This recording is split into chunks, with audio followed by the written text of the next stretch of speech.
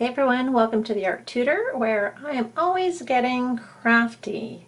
And before we move on with today's project, I'd like to thank you for joining me. I appreciate it.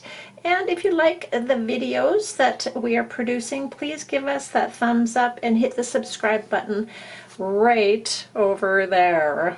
So let's get started as I show you how I made this lovely little watercolor letter.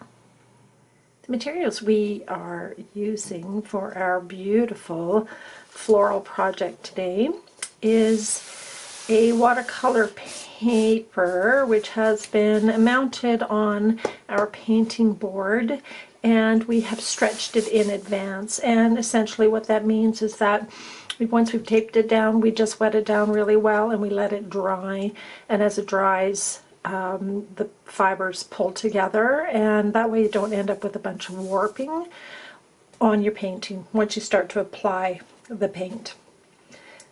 Two paintbrushes, one is a 5 and the other one is an 8. It's always good to have a variety of sizes, or a couple of sizes. We have our fresh water, of course, and then we have our paint palette. And on our paper I have gone ahead and I have drawn out the letter B. You know, just play around with this as well, and draw out whatever appeals to you or applies. Maybe it's a gift for somebody, and just draw very lightly on your paper, because this does become permanent in any areas where the paint actually touches the pencil. So without further ado, we are going to start with our project.